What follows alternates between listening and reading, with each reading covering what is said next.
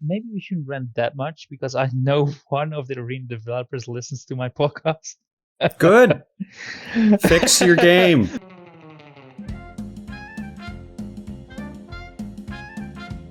Welcome to the official, unofficial Sea of Thieves podcast, a podcast dedicated to Sea of Thieves and other rare games, but mainly Sea of Thieves.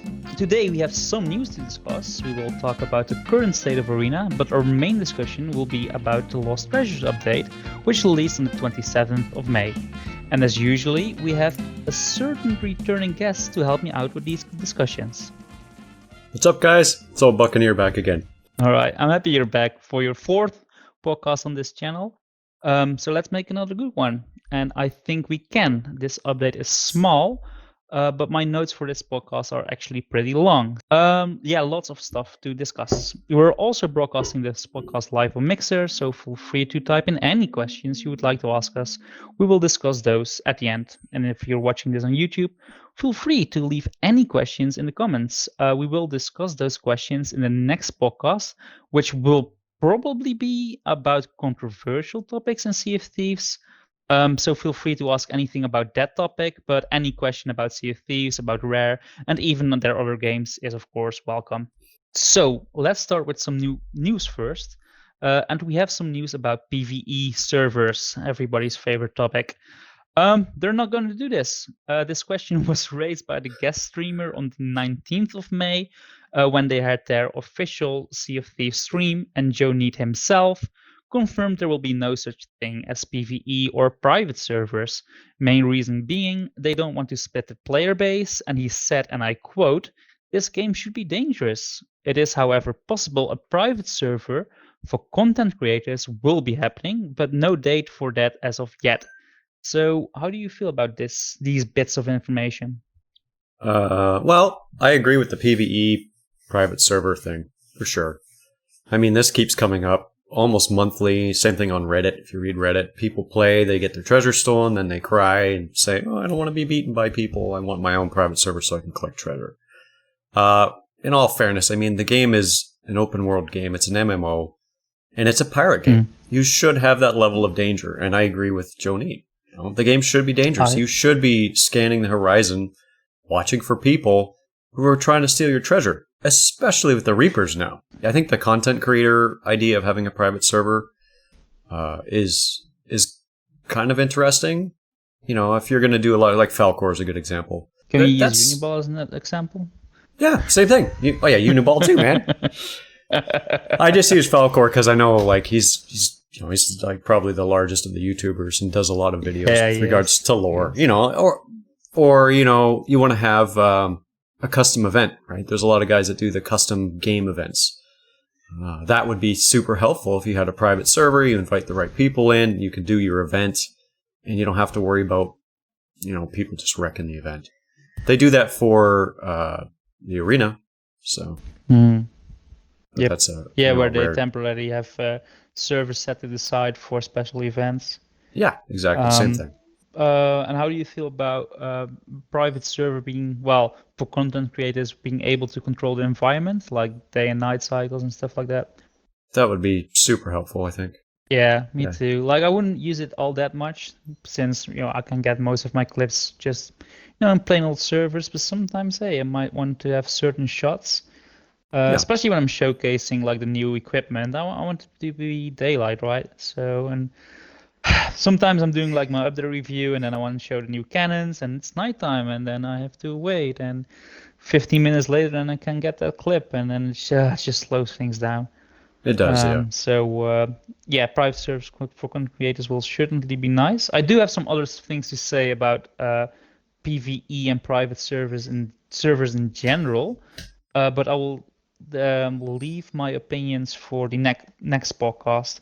So like I mentioned before, the next podcast will dive deep into discussing private and PvE servers. So even though they are probably not coming, this won't mean we don't have anything to say about this, because we certainly do. In the next podcast, we will discuss other controversial topics as well, and we will be doing this with two guests, with one of them making his debut on this podcast. So I've found another YouTuber who was willing to join. So Nice. Not going to tell who it is. Just keep the excitement level going, so stay tuned for that. All right, something else.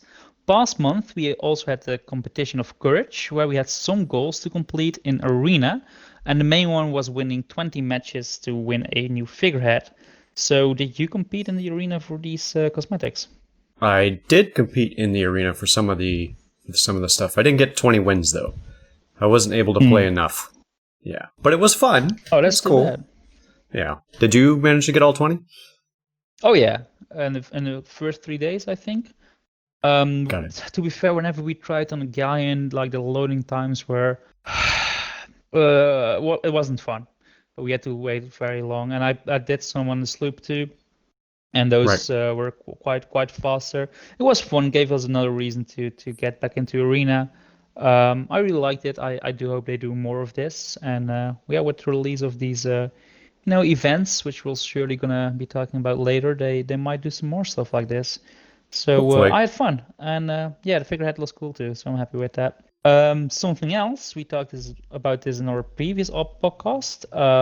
Sea of Thieves is coming to Steam, and we now have a date, which is actually really close when you're listening to Yeah. this podcast. Next The Wednesday. date is going to be, yeah, it is Wednesday, so that's maybe 1 or 2 days away from now. June 3rd, to be more exact. Have you seen the trailer? I have. The trailer is really nice. I like it. It's Yes. definitely different from the usual Sea of Thieves stuff. It's got a lot of energy to it. Yeah, it's nice. It's a good switch from what they usually do. Yes, I had it in my notes. Like I said it before too. I was talking about Uniball. I don't think most of my listeners are that familiar with it. Well, I guess I think they are actually, since Uniball is a regular guest on this podcast. But when I clicked on the video, because it wasn't in my recommended list, of course, and I clicked on it, and I hear this pop music and see the editing of previously released footage, and I honestly thought I was watching a video of Uniball because it's really similar to something he would have done. Yeah, And then I saw absolutely. some new, just, I don't know, maybe 5 seconds in total of new gameplay clips, or clips in general. And I was like, all right, this is actually their official video. And it took me a while to realize it was, of course, celebrating the Steam release, which is going to be really soon. Speaking about Uniball, he also sent me an email. Hey, Cozy, have you seen that crab in the trailer? Have you seen the crab in the trailer, Old Buck? I did after you mentioned where it was. I kept watching the trailer. I couldn't see it. It's very sneaky. It Super is very sneaky. sneaky. We got to release a So for the screenshot with it circled. oh my God, it would be hard. Maybe, yeah, I can try it. Maybe this a I can video. do it too, Thanks. yeah. You get. No, I'll do it. Too late. Okay. Call it. Deal. Um, shit. Now I have to make it. Do you know what? If people are listening to this podcast, I'll edit it in the podcast. So if you look at the YouTube screen right now, you will see that crab with a big red circle around it. And for the people who want to look it up themselves, the trailer is, I think, called New Legends trailer. But if you type it in YouTube and see movies behind it, you'll find it.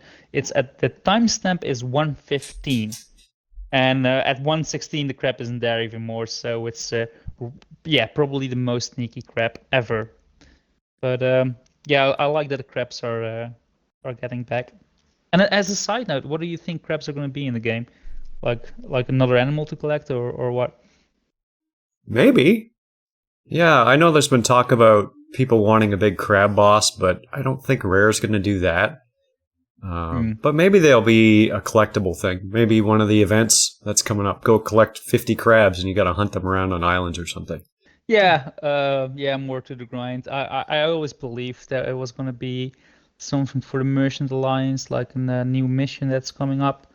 But we'll see. Maybe they'll never get around to it. You never know with Rare. Yeah. Well, there are crab pots around the world, if I remember right. That's There's true. actual crates, but you just can't pick them up. Yep, that's true. All right, we'll see. Well, good stuff. I do want them, by the way. Like one of my there's one of my complaints in this game is that I want more variety in wildlife and enemies, but that's a whole different discussion. So yeah, Skeletons. bring some crabs. Yeah, fuck the skeletons. All right, skeletons are fine, it's cool, but it's after 2 years of killing skeletons, I'm pretty burned out on that. What about ghost Something skeletons? Okay. How about skeletons with leaves? What about if we set them on fire? Or what about if we make them gold or iron? Yeah, rare, that only works for so long. What if we make them bigger and make them oh fuck no. Uh, all right. So something else I added in, I think I added this in my notes. I don't think you've read this. I think I added this yesterday night. Uh-huh. But there was also a small patch too that has come to Sea of Thieves after the big update. I think it was yesterday. Yeah, Saturday over here. I'm not 100% sure, but I believe that patch brought some more achievements centered around the leisure system. Um, and even if it's not in that patch, I can explain it real quick. There's some more achievements for Sea of Thieves. Basically, you need to end in top level tier for all factions, and you need to do that 5 times. So yeah, make some extra goal for the ledger system, which I think it needed because yeah, I think I don't know about you, but I reached top tier in the first week and I've been knocked out of it. So it's cool Yep. to have another goal for that. Yeah, same thing. I think I was the highest I've ever gotten on any of the ledgers was 300 and something. And Hmm. since then, I haven't even been close. I'm in the thousands now. It's like, oh, it's hard. That is a very hard thing to get up high, and you have to grind pretty tough. So, But have you been knocked out of the top tier? Like the fourth, there are 4 tiers, right? So have you been knocked out of the top tier yet? no, I'm still there. Yeah, me too. Yeah. But I mean, So yeah, I'm a bit anxious that people are already trying to go for it in the last couple of days and that they will knock me out of the top tier. But we'll see. I'll definitely yeah. check it. I want those sales. So with the new segments out of the way, let's get into the main discussion, which is of course the latest update, Lost Treasures. This update is a bit different from the previous one since it's mainly focused on quality of life improvements. So what are your general impressions of this update? Well, I think some of the patch notes were really good with regards to like the different combat things, hit reg, because that's always a hot topic with everybody. I Hmm. personally haven't noticed a lot of change with regards to that, but I haven't been in a really laggy situation that sometimes causes the hitboxes to fail. Hmm. So I think in general, if that is an improvement, I've been watching a lot of the arena competitions, and it seems to be pretty accurate now. People are getting shot relatively easy, stabbed relatively easy. So I think that's good. Mm. And then also, I think I think we're going to get into it, but the new daily updates and stuff like that Hmm. are cool. They're an easy way for developers to give achievements in gameplay without actually having to make new content. So it's something that they can just continually do. So Yeah. Yeah, I mainly agree with that because they're not that big of updates. Like the biggest are the telltale checkpoints and the armory. Like those things are things we can see, and all the mhm. rest is a bit more in the background, which is fine. Especially now, I said it in my review too. Like we had 2 big updates. Like we had the telltale and then the emissary system last month. I'm Mhm. still really enjoying that. I'm still really enjoying the Reaper's faction. So it's fine. Like this is the right time for a quality of life update. And I think it's the more I play it, the more I like it too, especially those time limited and regular events. But we'll get into there when we do. So let's dive into the discussion proper then, and let's begin with, I think the biggest addition, the Telltale checkpoints. All Tall Tales now offer chapters. Completing a chapter automatically saves a checkpoint. Lost a Tall Tale item in a surprise Kraken encounter, or did Captain Blubber steal your quest item? It doesn't matter. By voting for a chapter in a similar manner to Voyages, you can somewhat take off what you have left. So, have you been using this system? I have not yet. I've All right. finished all of the Tall Tales and did them, Mm-hmm. like the 5 times each. So I haven't had a need to go back and check them out yet, but it does seem like this addresses a lot of the issues that people were having with Tall Tales with, like you're saying, disconnections or with someone coming up and stealing your stuff or, yeah, random I Kraken encounter. I think that's really helpful because Tall Tales, they take a long time to complete if you're planning on doing all of them. And when you have something unfortunate happen, it could knock you down for hours at a time, which is not fun. So this is definitely a good improvement. That's totally true. We had some issues when first the Tall Tales were released. I joined an alliance and we were doing the same Tall Tale and we were digging each other's quest items and it was really confusing and it just didn't work out. And then I'd need to reset the entire Tall Tale again. Plus, whenever and this happens quite a lot. I said in my review, those comments are not fake, by the way. Those are real comments I've gotten from people who are really angry because I sung them during the Tall Tale. And, well, I don't know that they're doing a Tall Tale. And even if I did, like, I would still sing them. Because that's just the nature of the game. And it's happened to me too, right? And I was like, all right, yeah, it happens. It's not, losing is part of it. But it always felt like you shouldn't lose your quest items. There should be a system in place for that. And Rare addressed that. So instead of giving us PvE servers, which I felt like if I ever would want PvE servers, I would use that for Tall Tales because I just want to experience the story without the fear of losing my quest item. But this checkpoint system just takes that argument away and like, no, it saves it. I've been testing this, like yourself. I've finished all my Tall Tales, done 5 times. Yeah, they're very generous with the checkpoints too. Some not. Like I think the Brixby with the children's drawings and stuff like that. That one is a bit more drawn out when you get the checkpoints, so that feels a bit harder. If you sink or lose a quest item there, they're a bit further apart. But overall, Rare obviously listened to the community. So, happy with this edition. Yeah, for sure. Definitely. Quality of life improvements. Indeed. Yep, that's how you do it. Just one more question about this topic. Do you think they're going to make the Tall Tales bigger now since we have this checkpoint system?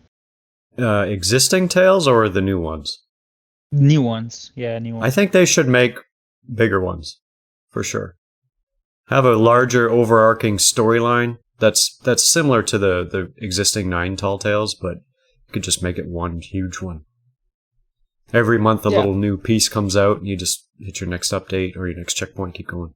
So every month a new Tall Tale or an expansion of a Tall Tale, that would be great. Don't think they're gonna do it, but could be fun. Yeah. All right, so now another addition that you can see in the world is the Armoury on the Ferry. It's a small but nice addition. Do you like it? I do. It saved me last night. I had some guys, I had some Reapers. There was some Reapers that came after me and they got on my ship and they killed me and I was like, oh man, what am I going to do? I wasn't kitted out to get rid of people on my boat, but I had an Armoury. So switched over a blunderbuss, logged back in, blew them away and kept going. So otherwise I would probably have not been able to get them off my ship because it's pretty hard to beat 2 guys when they're camping you, for sure. And they were both double gunners, so that makes it extra hard. So, yeah, so it helped. I was able to get rid of them. Yeah, I still need to use it in a situation. I'm sure it will arise. I always felt there should be one, like since the very early days was like, why is there no Armoury? And then I kind of forgot about it. And they brought it back and I was like, yeah, hey, nice. Yeah, I remember that I wanted that. And here it is. Yeah, it's super helpful because it lets you change up your situation. The worst thing is when you get boarded. And you're sitting there and you're going, there's nothing I can do. Maybe you have, you could have an Eye of Reach because you were, blasting some skeletons or something. And, you get 2 guys camping you out on your boat. It is really hard to get them off your boat unless if you're kitted out right. So now you have that option. Yep. Something else, and that's what I feel is the most controversial addition in this update, is the coloring of Alliance nameplates. Basically, when you get in an Alliance, nameplates of pirates in that Alliance will now turn purple. So have you noticed this? And tell me why you don't like it. You already tell me that I don't like it. How did you know? It's terrible. It's a bad idea. It's really strange that they did this because the devs even talked about this in one of their earlier streams probably 6 months ago. And they liked the fact that, you weren't entirely sure who was in your alliance and who wasn't. Yeah. So it was you And could sneak it was in the over and beginning too. It yeah, wasn't when they. Sorry, I just need to rant about this real quick because when they first got introduced, it's exactly what they said. Like it's gonna be exciting. You don't know. It's like an uneasy alliance, and people can infiltrate. And like, yeah, if that's your goal, why are you? That's great. And you're backing down on it now. Like, why? Like you yeah, said that one thing was and then you change your mind. I think that was a mistake for sure. Because I know people Yeah. again, they get upset because they're farming Fort of the Damned, and some person rolls in on a rowboat and starts a Mm-hmm. complete upheaval, and they get upset. Okay, I it happens, but that's part of the game. That's the part excitement of of the the game, game. right? You don't know that your alliance And isn't going to turn on you anyways. So if someone sneaks true. in and starts it, who I cares? I But if have read it. I've read it on the forums too. Like people are in alliance and they do the Fort of the Damned, and then at the end, one of them betrays them. Like, oh, they blow my power kegs, and they shouldn't be able to do that because we were in alliance. I'm like, really? Like the entire yeah, point of it that's uneasy and that you can be betrayed. Because that's that's being what's being a thief is all about. That's the nature of the game. And you said the guy on the rowboat, yeah, that he's an amazing pirate if he does. He's living his pirate fantasy, which exactly. it screams Sea of Thieves to me. It totally Um, did. Yeah, and they said in the forums too that because the reason for this is they said it costs more. Because those infiltrations don't happen all that often. So, and since they're not happening often, they decide to make them purple to make it more clear. yeah. I disagree. Yeah, I That's did. not very piratey. Yeah, yes, agree. And one sneaky thing, because this is kind of next to the Tall Tales and the Armory. This is also one of the bigger additions in this update because it's also something you can see. But they didn't mention this in their trailer. So do you think they did this on purpose, like not mentioning it? The alliance nameplates. Yeah. Um, Or do you feel it in the was a small trailer, thing and I that's why they think didn't they put it in feel the it's a small trailer? thing without really thinking Hmm. through the gameplay implications of it. It has pretty Yeah. significant gameplay implications if you're one of those pirates that likes the challenge. Yeah, like If you're me. just a regular grinding, yeah, exactly. If you're just a guy that's out there doing some gold hoarder stuff, you're never going to care. But if I you're a guy that and wants the challenge of taking out a Fort of the Damned with two galleons who are allianced, that completely screws you. You can't do that anymore. Well, I mean, you still can, but it's going to be yeah, but significantly harder no for you to infiltrations, blend no in. sneaky. Yeah, Yeah. yeah, yeah. And it's sad because recently was on a three big server alliance, and I was able to infiltrate them, and blow their mega kegs and sink their ships, and I wouldn't be able to do that if my name wasn't purple. And those experiences they stick with you. Like you're gonna Yep, tell your buddies about that, like you've done that, and those experiences, those stories are essential to Sea of Thieves because that's what makes this game so great. exactly. It's the stories that you make and the stuff that you tell everybody about. If your Yes. story is now I rode up and they saw me and shot me dead, that's not terribly fun for you. No, no, totally agree with that. So I really hope this is something that they'll dial back. Um, but we'll see. Maybe that's the reason why they didn't do it in the trailer. Maybe they want to test it out a little bit, and when Maybe. people start bitching again, they might change it. I don't know. That's wishful thinking, but we'll see. Yeah. So in addition, we both don't agree with. Yeah, absolutely. Something else. Daily/weekly events have been added. At this moment, Yeah, we have three regular events. So let's go over them one by one, beginning with daily bounties. Each day you have a new object you can complete, and if you complete it, you can earn doubloons or gold. You can check out the daily bounty whenever you start up the game, but it's also on their website, and on the website you can also look ahead in the future. Some of the challenges are just cashing in three chests, others are sinking a skeleton ship or drinking a mug of grog with another crew in a tavern. So how do you feel about these daily bounties? they're pretty cool. For sure. I mean, it's another thing that you can just log into, check out what the daily bounty is, because it tells you as you log in, which is nice. I think that's my only problem with Yes. it. But it gives you some extra stuff to kind of just go do while you're out questing around. But I don't feel like it is advertised very well in the game.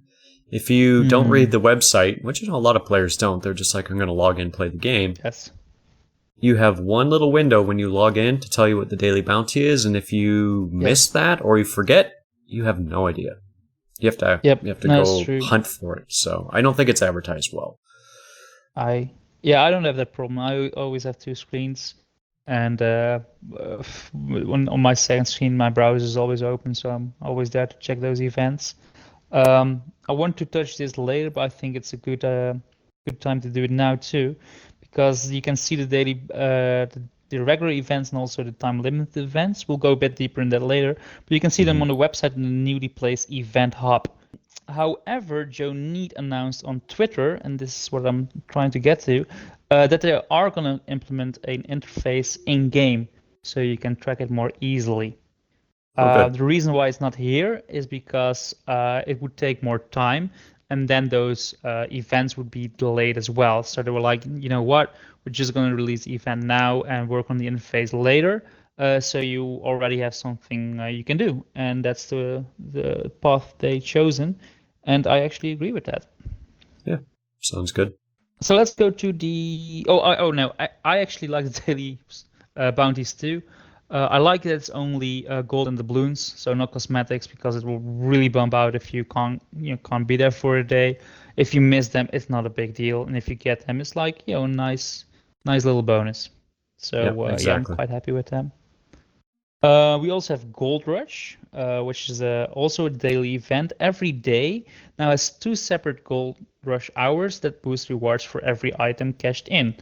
Gold Rush hours occur between 6 and 7 BST and between 6 and 7 PDT, and that's in the evenings, right? Both of them. Yeah, that's the evenings. Yeah. So have you been paying attention to the Gold Rush hours? I have. Unfortunately, and this is my gripe with it, the hours don't match my gameplay, so I never get to partake. And I think that's with a lot of people, and I'm really disappointed that Rare did not learn from the cursed sales that you cannot have specific time events, because you knock out most of your player base. Not that I need gold, but I'm just saying it's super annoying that it's like, you have to be on between 6 and 7 or not at all. You get no benefit. Don't do that. Just pick one day a week and say 24 hours, or if that's too much, every other week. Just do it in a way that makes sense for all of your player base. Don't just pick arbitrary times. That's just bad. Yeah, no, I agree with that. Like, I'm not that bummed out by it, because I'm also a player that doesn't really need their gold. But it is it's during when I have dinner, so I'm usually not playing that. So yeah, and to extend that, another time limited regular event. Well, I say time limited, but time restricted, I should say, are the fortnights. And Friday nights are now fortnights. You can head to Active Skeleton Fort or brave the dreaded Fort of the Damned and storm those vaults. Fortnights are between 7 and 7 British summer time. Yeah, so that's 7 in the evening till 7 in the morning, which is from 8 in the evening for me. But for the people who live in the US, it starts somewhere in the afternoon till somewhere near midnight. Or past midnight, sorry. So they'll have the entire Friday. And to kind of expand on your argument, that kind of sucks for me. Because my fortnight only lasts 3 hours before I'm going to go to bed. So, and for people who live further west in Europe, it's going to be even worse for them. Like they have an hour till midnight or something like that for their fortnights. Before they need to go to bed, or you don't sleep. That's a solution, but that's not ideal. Exactly. So I'm a bit. I really like the fortnights. I'm gonna explain it a little bit later, but for now, yeah, those timing is no, it doesn't really work out. So yeah, what's your opinion on this? Yeah, it's the same kind of thing. I mean, that time works a little bit better for me. But just for your overall player base, it's not, you can't do that. You just can't make specific times for playing things. It just doesn't work. And they've learned this. Yeah. That's the thing. Like, they've already gone over this before. Who decided it was a good idea to use times again? Just pick a day. The first month of first day of the month is Fort month. Or Fort day, sorry. But I know that they want to do fortnight. But whatever. You get my idea, though. Like, it's... Yeah, no, everybody should be able to partake. But on the other hand, it's also hard to do, since even if you say it's an entire Friday, that's going to be hard as well, because, you know, Friday for me starts earlier than Friday for you. So am I going to enjoy my Friday longer? It's you know, the player base is worldwide, and the servers are, well, they're specific to regions, but, you know, players from all over the world can enter different servers. So, you know, how would you implement it then? You could do, well, what they do now with the Gold and Glory weekends, just make it a weekend then. I mean, I feel like they're just trying to narrow it down too much. You know, let players just enjoy the game. Don't force them to do stuff. I think that's, you go through this a lot, and then they kind of roll it back. Yeah. Do it once a month. Do Fortnite once a month on a full weekend then. And then everybody logs in, and there's chaos, and there's fighting, and there's gold, and like, I don't understand the reason why they have to be so particular with just how much gold comes out, or, you know, because after a while in this game, gold becomes pointless. So why are you stressing about it so much? I mean, if you're just starting out, you get some extra gold, great. You know, I can understand some of the things with regards to experience income, you know, like how much, you know, like the emissary nerfs that they've been doing. I get that. You know, you don't want people racing through levels. But gold, let them have gold. It's a pirate game. So what? They buy some cosmetics, right? And with the cosmetics, so you get nothing for it other than you look cool. Let people enjoy that. Yeah, maybe. Like, you always need to remember that, like, we have millions of gold, right? Like, we can have, if a new update comes out, we buy it. No problem. We don't really care about it all that much. But other players, well, they still need their gold, and that's actually their, you know, the majority of the player base. And the reason why I like the Fortnites as well is because, well, players like us who like PvP, don't care about gold, still enjoy those Fortnites because other people are going for it. And exactly. it makes the server more active, and it gives a nice goal to do for that day. And I had past Friday, I certainly had a lot of fun stealing forts from people. I can tell you that. Oh yeah, that's a blast. Except now you just can't get into their alliances. Yeah. Have you played during past Friday, by the way? Have you tested this out? I did not get to play on Friday, unfortunately. So. Too bad. But next Friday, maybe. A lot of fun, even though it was just 4 hours for me. To clarify for the people who are listening, so it's not, even though they're called Fortnites, it's all fort loot, so stronghold items. So even if you found a stronghold chest from a skeleton ship, you'll still get more gold for it than you usually would. But you know, the best way to get stronghold items is, of course, doing forts. And since you haven't played on Friday, the multiplier of gold, I don't know for rep, but the multiplier for gold is ×3. So I thought it was going to be a ×2 multiplier, but it's a ×3 multiplier. So basically, it means if you grade 5 in Reapish, you should get about 30k for bone dust and stronghold chest. Yeah, and if you combine this with a Fort of the Damned, yeah, you'll quickly become quite a rich pirate. So I like it. Yep, definitely. Just time zones. That's the only thing. Yeah, I mean, I get it. I understand the reasoning for doing it. They're trying to bring everybody together at the same time so that more things can happen. But you know, it's fun. I mean, I'm sure it's fun. It's the problem is you just exclude so much of your player base that could or want to play and can't because of the time. So yes. All right. So my question to you: do you want more of these regular events?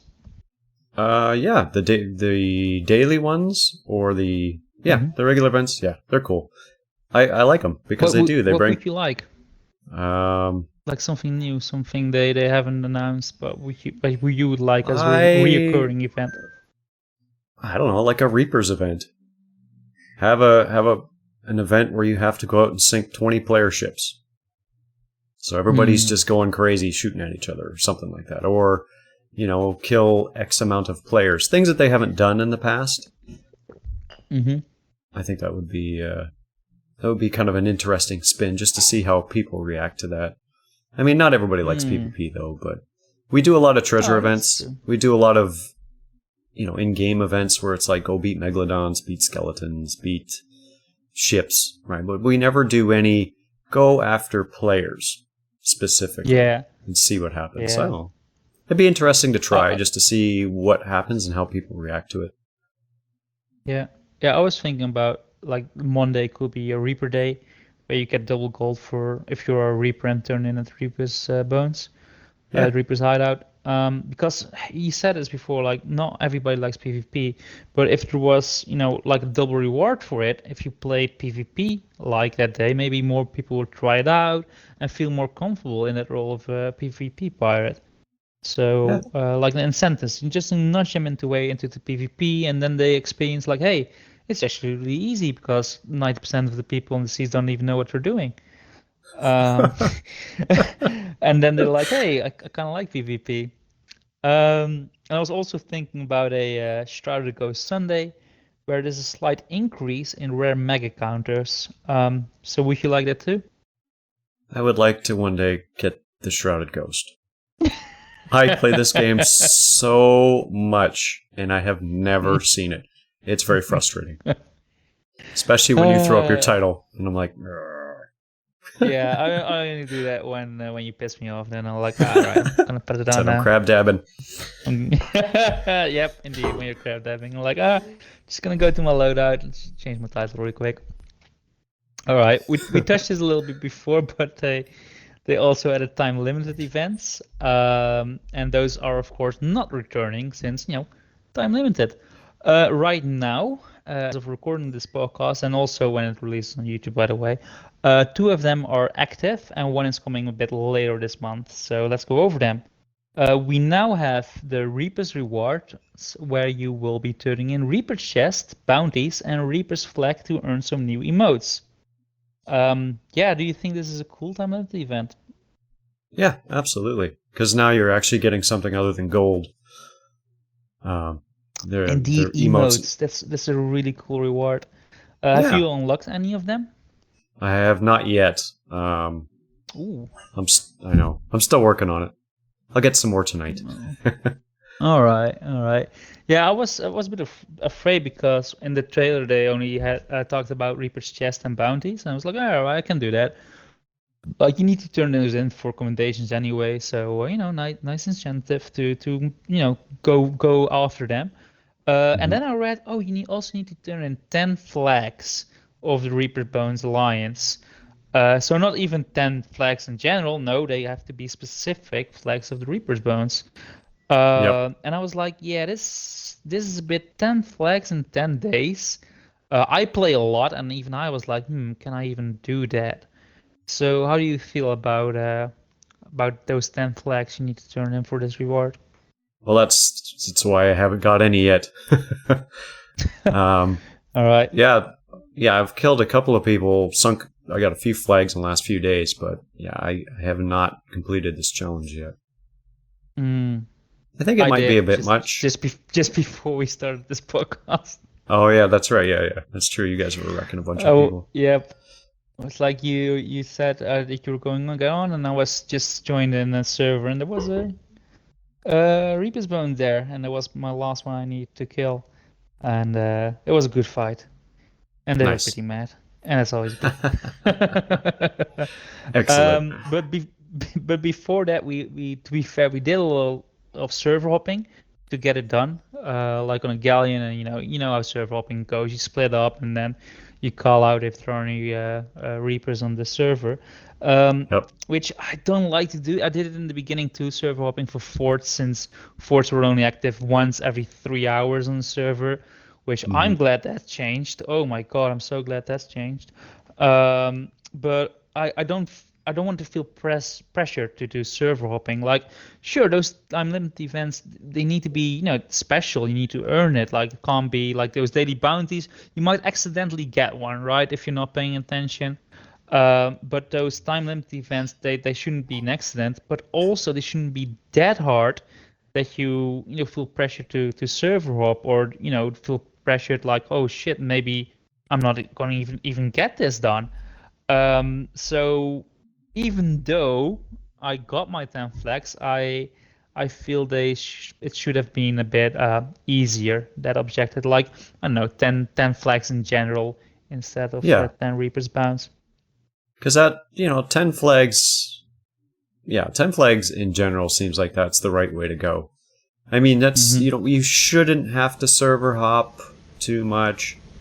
It's still a challenge because you got to track down the ships, you got to beat them in Yeah, combat. Like that indeed. seems a little more reasonable. I Nope, agree. And granted, like Um, for take me for instance, I generally play solo, and PvP solo is mhm. tough, especially when you're going up against multiple opponents or a galleon or a brig. If you come across an experienced crew, it can be really hard to get that flag. Yep, indeed, So, indeed. or I could just go open So, crew and hope it works. I think no, you're better off soloing, I guess. Yeah.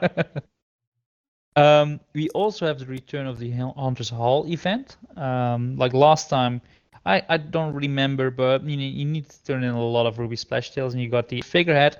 This time, you need to turn in 300 Ruby Splash Tails. No figurehead this time, but you will get 115 ancient coins. Do you like the return of the Hunter's Hall, Buck?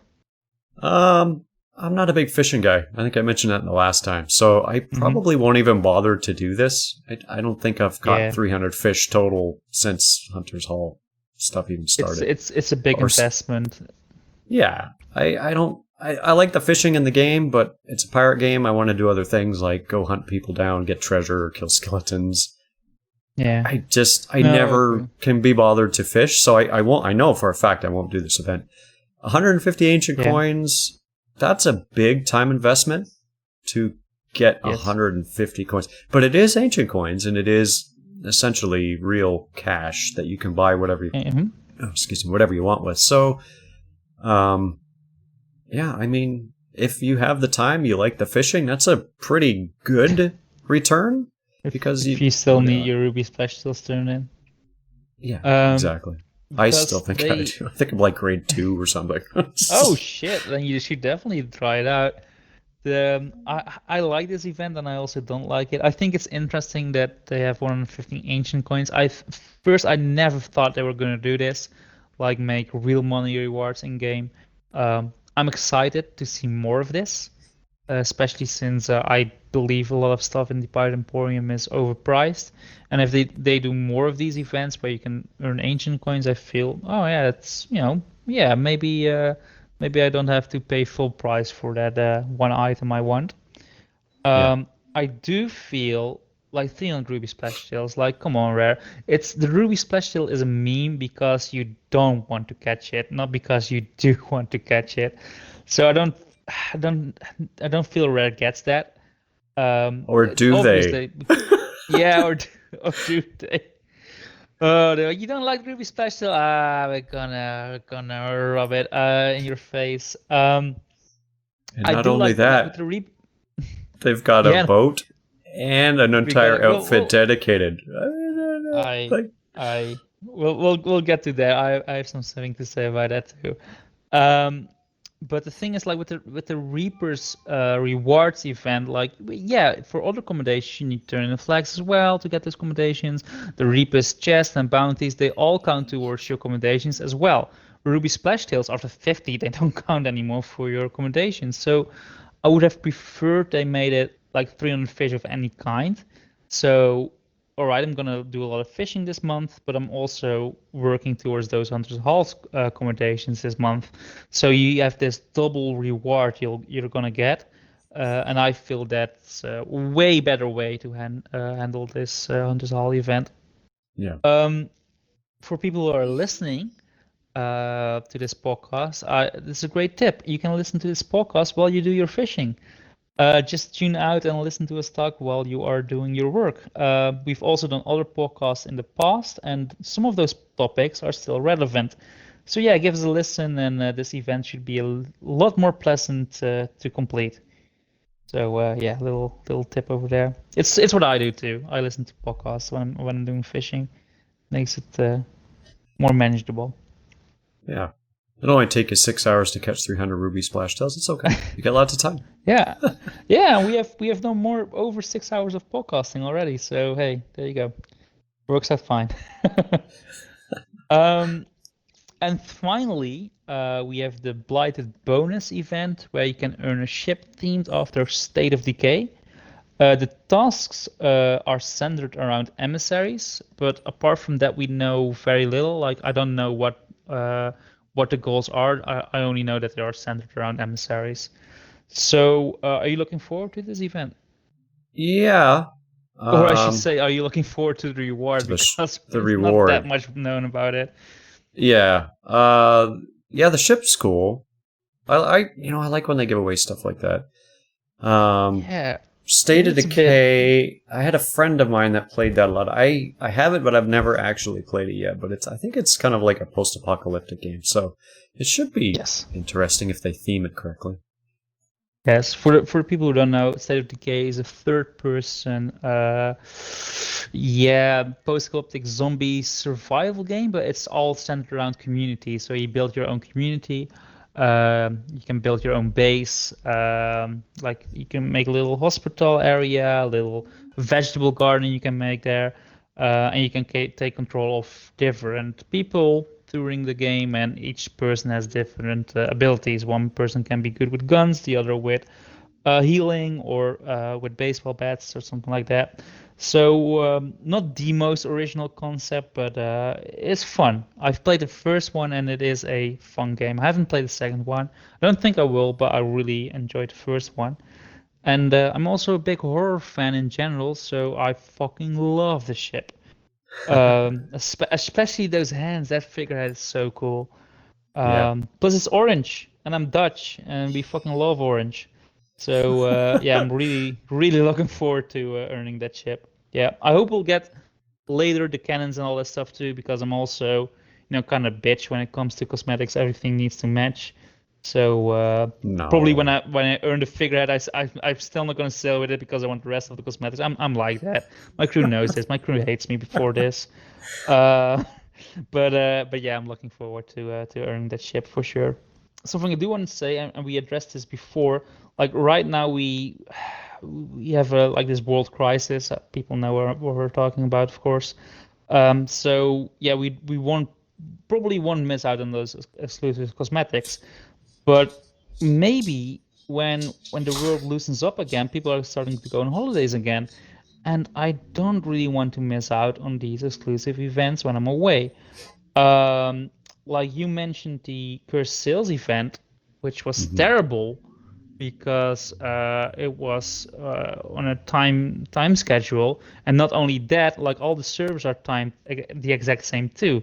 So you couldn't server hop to get the right time as well. No, it had to be worldwide the same time to get certain accommodations. Like back then, I planned my holiday to Sweden before the update was announced, or at least accommodations were announced, and I was away for a week, and I came back. I was sick. I got ill, so it was puking, and that was not a pretty sight. But I got home, but I was still ill, and I only had six hours to complete the Cursed Sales accommodations, and I did it. I don't know You're a how. champion. Holy jeez. Oh my God, it was terrible. I was playing with another guy. He pushed me through it too. But I literally had my puking bucket next to me, and I did use it while I was playing Sea of Thieves. And I still haven't missed any time limited accommodation. I don't know if I'm proud of it, but there it is. Um, and I don't want to do that again. Like I like to go on holidays, and I don't want to worry about time limited events because certainly if it's the cosmetics are good, like State of Decay, man, I would be so pissed if I missed that. So for Yeah. now it's fine, but I do hope those time limit events will get announced well in advance, so I can plan my holidays accordingly. I don't know how you You're feel about planning your this. holidays around Sea of Thieves. Man, you are a dedicated pirate. Oh, come on, I'm a Sea of Thieves YouTuber. I kind of have It's to, true, man. Yep. right? But how do you feel about it? I'm guessing you care way less than I do. Well, I'm the same as you. I have pretty much all of the time limited stuff. Hmm. I'm less worried about the daily events and the weekly event type things, Yeah. but when it comes to like a full, if it's a thing that I get an accommodation for that stays on my record, then I make sure to Hmm. get it. So far, I think the only thing I'm I. missing is like the Shrouded Ghost. I still don't have that, and like 25 skeleton ships, and I've got pretty much everything else. So All right. Oh, that's nice. Nice. And again, for I said this before, if you want to track your progress in these time limited events, you should go to the event hub on the website. Like I said before, the in-game is coming. It just takes a while. So let's go to the Emporium now. Not a lot of stuff. I think this is the time they added the least compared to the other updates. So let's start with the well, it's all almost all centered around Ruby Splash Tail. So let's start with the ship. How do you feel about it? Do you like it? oh, it's a good competition for the ocean crawler ship. I was looking at the two Oh of them and I was my. like, I don't know which one is uglier, the Ruby Splash Tail Oh. or the Ocean Crawler. One of my coworkers, he's known for wearing the most hideous outfits, Oh yeah, and you he told me absolutely before. Yeah. loves the Ocean Crawler. And I think this Uh-huh. one is going to be a good run for his new favorite. So Oh you my might see God. us in the arena very soon, running around with a bunch of Ruby Splash Tail outfits. All right. I mean, I do like the ship though. Like it's a big mean, and when I read it, because I read it before I saw it, I was like, really, a Ruby Special? That's gonna be ugly. It's gonna be terrible. And then I actually saw it, and I was like, no, they actually done a pretty good job of making this a nice detailed ship. And the figurehead too, it has this fishing rod, like the line actually moves. It sways back and forth, or to the left and right, depending on how you look at it. Um, so yeah, if when you say it's a Ruby special ship in the game, you're like, it's gonna be terrible, and then you see it, and it's like, oh, they actually done a pretty good job on it. At least that's how I feel about the ship, at least. I'm still not gonna buy. I still think it's stupid. Like, it's a stupid idea, but the execution is good. If you get what I'm saying. Yeah. So that's how I feel about the ship. I'm not gonna buy it. I hope to God nobody in my cruise buys it. Um, but I want to see it. I want to see it in the seas. I want to have a good laugh, like just because it's silly. The one thing I dislike about this is because it takes it's in place of a heritage ship cosmetic. You know this. Some of my subscribers know this. I'm a really big rare fanboy. And in my up reviews, like the thing I like to do is make my subscribers excited about Rare's other IPs, right? So I always show a little bit of gameplay of their past IPs whenever that heritage ship comes. And this time there is no heritage ship cosmetic, so I'm a bit bummed out by it. I really hope we're gonna get a new one next month, instead of another ship that they is another meme. I don't know even what's gonna be, but please, Rare, just focus on the heritage ship cosmetics, please, because I like discussing them. Do it for me, not for everybody else. Just listen to Well, me. you realize that the Ruby Splash Tail is now the new heritage character for any ongoing Rare game. Like, what's the new game? I forget the name of the new game they're making. Everwild. Everwild. There's gonna be a Yeah. Ruby Splash Tail in Everwild. You know this. Maybe They that would cannot. make good. They cannot They not have that in there. Yeah, maybe we'll see. We'll see. Yeah, we'll see. We also sticking with the Ruby Splash Tail theme. We also have a fishing rod. What's your opinion on that? I haven't seen the fishing rod yet. Oh, okay, Is it? gotcha. Well, it's just no, it's not that special. It's just basically a big fish, and out of his mouth comes the rest of the well, comes another little fish, and out of that mouth comes the rest of the fishing rod. So it's they spend a lot of time on it. It's quite detailed, but it looks big, chunky, and stupid. Oh yeah, I see. Yeah, the ruby splash tail with like another little fish coming out of it. Yes, yes. Oh, I'm surprised I haven't seen that yet. That's pretty cool. Alright. Yeah, they said in the trailer, like if you catch 300 ruby splash tails during the Huntsall event, you'll have enough money to buy this fishing rod. Which Right. brings me to another discussion, because I was talking with my crew about this. Like, why don't you make the fishing rods reward on the Huntsall event? Like, would that be better instead of just money? Yeah, you can do both, I guess. But the money's nice because Yeah. you can spend it on anything, really. Yeah. You know, because true. 300 ruby splash tails, that's a bit of a commitment. I mean, you're going to be It fishing is. for a long time. I mean, it takes what, Yes. 45 seconds roughly to catch a fish. I think when I was testing, And so needs to be the 45 good fish too. Well, in this case, I wouldn't even go for the trophy fish. I'd just get rid of them. I'd just stick with the easy, quick catch Yeah. ones. I mean, the good fish, like it needs to be. Well, you can have other splash tails, trying to nibble your line, right? And Yeah. sometimes you get an action key. Well. But the thing is, if people are listening and they want to go for it, just go on a galleon, or even go for looking for group. There's certainly people looking for grouping this. It will go 4 times faster if you're on a galleon to do this. So that's a little tip. So going back on topic, Yeah. because Sorry. that's the main discussion is more the Hunters Hall event in this podcast. We have the costume too. So what do you think of this new Ruby Splash Tail Monarch costume? It's ridiculous. It's awesome. Yes. Yeah. Yeah. Yeah, it's just ridiculous. I'm totally gonna get it. I just want to roll around and. Are you? Yeah, I have to. I think it's a bit stupid, but it opens up the possibilities for more of these costumes, because this is the first costume they released in the Pirate Emporium, right? And I think we talked this about even before they announced this. I talked about this with Uniball in my previous podcast about what we want in the Pirate Emporium. And one of the things came up was costume. We weren't thinking about Ruby Special costume because that's stupid, but we were thinking more in the line of more heritage cosmetics. At least I was thinking that.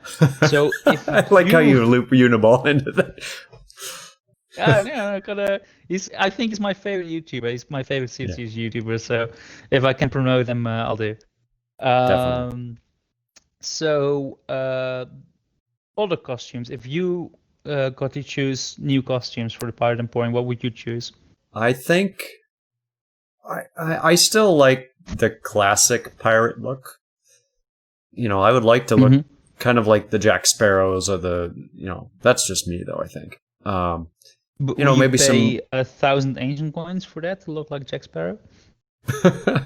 Maybe. It depends on how cool it really is. I mean, if it's a really cool outfit, I might. Because I always find that even with the outfits I have now, it's they don't really always match the way I'd like them to. If you're trying to go for a Tucker thing, you have to have that big bow on the front of your shirt. And it's like, I don't really like that. I would like to just go have more like classic piratey things that aren't stylized as much. Because Rare does do a lot of stylized things. And I know there's been a bunch of people that have asked for that as well. They're just like, I just want a black outfit. Why can't I just have a full black outfit? I just want to be black, right? And you can sort of force your way through it. Same thing, like I use a lot of the dirty bilge rat stuff right now, just because it feels kind of like I've been a pirate on the seas for a long time, and it kind of represents that. So that's what I like to like. I usually go for the bilge rat stuff. That's my default pirate is bilge rat. Yeah, because it just feels like a dirty pirate. I agree with that. It's interesting because it's not just a costume. It's also, it changed the appearance of your pirate as well because you got some fins growing out of it. Your lips are blue and your skin is red. So that Yeah. opens up new possibilities for, special costumes that are a bit, bit more detailed compared to the other costumes in the game. Um, Maybe add, I don't know, a curse in there too. Maybe ghostly pirate costumes, um, or like half turned into a mermaid. I mean, that Yeah. would be I a mean, cool one. this could be a hint towards future stuff as well. They did that with the Reaper's Pets. Remember, the Reaper's Pets came out Oh way before we knew yeah, about Reapers. that's And true. you're like, what is this stuff? And then all of a sudden, boom, new faction, right? So maybe this is a hint Mm, towards it could be mermaids. I mean, we keep talking about mermaids. yeah. So maybe Or if the mermaid stuff or comes, this maybe is Ruby Splash Tails are gonna be more important in the battle to come. You the need you fish need to people. summon the Ruby Splash Tail. Yeah, you need to summon the fish people to help in to feed Captain Flameheart. Maybe, who knows? Who But knows? that's the best thing about Sea of Thieves. There's just random stuff that just happens. And you're like, wow, I did not expect that to happen. Yeah, that's So, true. And it came out of left field too. This whole Ruby Splash Tail, and I like that. Did not mhm. see this coming. Um, and the final item added in the Pirate Emporium this update is the 3 Sheets to the Wind emote, which is themed after Joe. I mean, Joe Yep. is the executive producer of Sea of Thieves. I think everybody knows that. So, do you like this emote? Yeah, I always laugh when he does his little hand thing. You could turn that into like a drinking game. He'd be like, every time Joe Neat holds the Mm. ball, everybody has to drink, and you'd be Oh my absolutely God. wrecked by the end of the updates. I did a community counter video back when I still had 50 subscribers, and there's a counter like how many times Joe says community in his video. Oh, Just gonna open it real up. If people want to check it out on my channel, they can. It's called Community Cut of Sea of Thieves. It's only a minute and 20 seconds. He says it 36 times. Yep.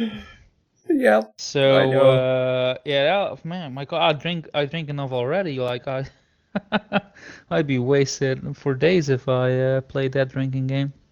I know. It's awesome. So I think it's really funny that they made an emote of it. So Yeah, no, I do I like have the that. emote. I I haven't I been able really to do like use it that. yet. I think I might I start have. using it once I kill people. I'll just stand over them and do that, Joe. I've done it in my update view because the lips are moving, so it looks like he's talking as well. And Mm-hmm. those hand gestures, they go with very well with. Doesn't matter what you're saying, it goes well with it. Mm-hmm. So I used it in my update view. I'm probably gonna use it in the future too.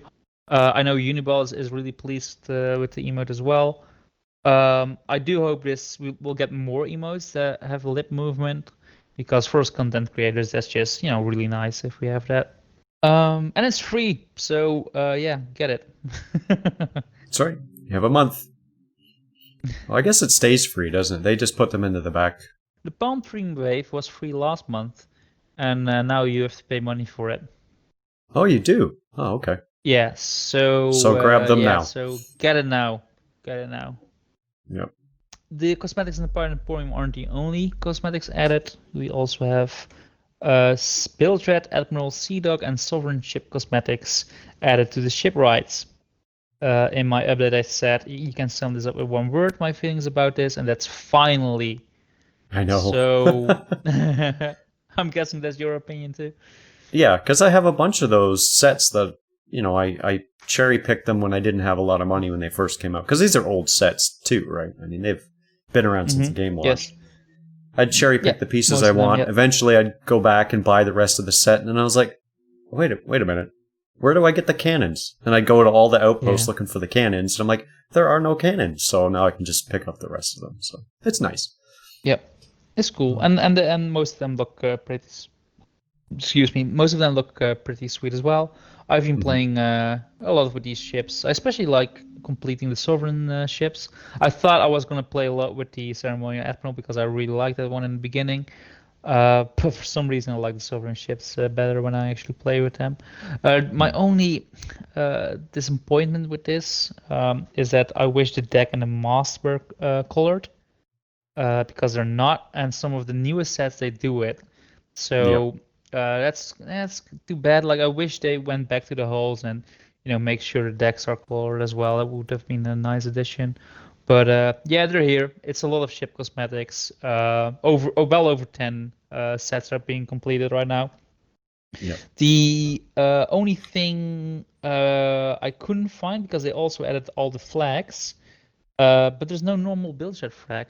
And people in my subscribers said, well, that's the red one with the red on it. But it's not. Like really, it's not. That one is called the build jet adventure flag, and the description to it is like if you are on a build jet adventure, you put that flag on. I was looking for the green flag with the two, mugs of grog, and it's not there. So. Yeah, and I went to the patch notes and they said they edited this update and it was free. So maybe it is that Build-Jet adventure flag, but then they should have called it the Build-Jet flag and not the adventure flag. So Right. I don't know. I want the green flag. I want my green flag rare. Just add it to the game, please. All right. Now, something else, something I didn't address in my update review is the balancing that's been done to the emissary system. I originally wrote an entire page about it, but decided not to put it in my review. That doesn't mean we don't have any opinions about it, because we do, and I hope we can have a little discussion about this. So let's go over them one by one, beginning with the Athena's Fortune Emissary progression. So progression as an Athena Fortune Emissary has been rebalanced, requiring players to perform more actions to increase their emissary grade. So have you experienced this? Yes. And actually, this is the second rebalancing. There's been another one before this. The first week they rebalanced once. In this patch, they rebalanced it again. So yeah, that's true. There's actually been two. That's true. It's definitely needed. I mean, it was the fact that you could do a Reaper's run, hit grade 5, and then infinitely loop through Athenas that took you 30 minutes to complete. That really throws stuff out of whack. I mean, you can... Yeah. I was doing it with a guy who went from... You mean Athena's run, right? Yeah, the Athena's run, and then you get your bonus... Yeah, you said Reaper's run. Oh, sorry. Yeah, it's called an Athena's Reaper's run, yeah.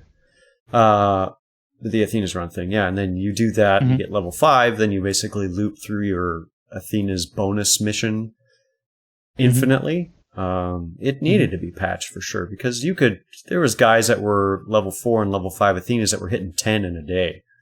And that's crazy.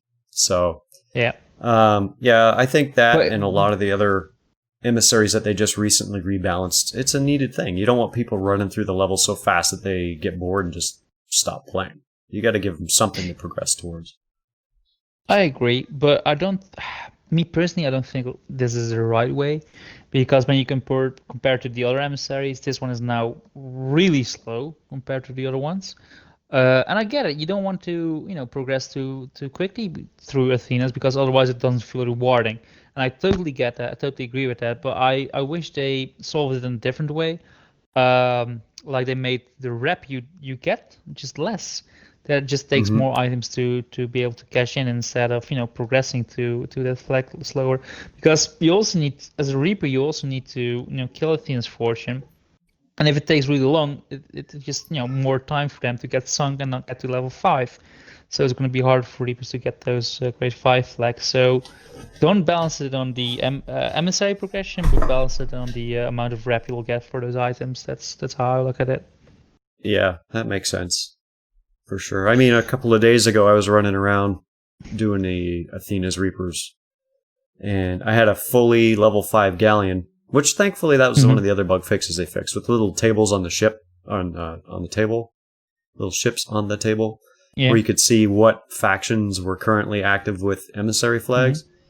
I go and check the Reapers table. There's nobody there. I go out to start my mission. I get halfway through my Athenas and realize there's a level 5 that was hiding up in the corner, just in the Red Sea, because it hides your flag. And I was like, oh, fantastic. Now I have to deal with a Reaper who of course gave me enough time to try and get my flag up high, and then came out of nowhere. And it was an experienced Athena's group of a galleon, so I got into a bit of a scrap with those guys. So yeah, I forget where I was going with that. But anyways, it where was I? I had a reason for that. Oh yeah, that was the other thing too. Yeah, it's just the progression now that they make it longer. It does open up a lot more chance for Reapers and other people to come sink you before you can even get to your bonus. It's true. And it just makes that whole voyage a lot longer. So yeah, indeed, and you need to plan for that, because in my review last month about the Ships of Fortune, I said it's not that bad. You can get to grade 5 quite quickly, so it's not like a big investment, because not everybody has time to do that.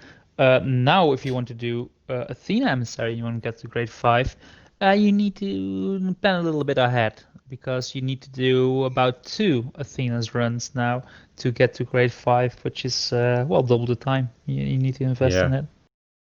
And if you're doing those solo and you do them quick, you're looking at about 1 hour and 15 minutes to do the Athena's Reaper run solo.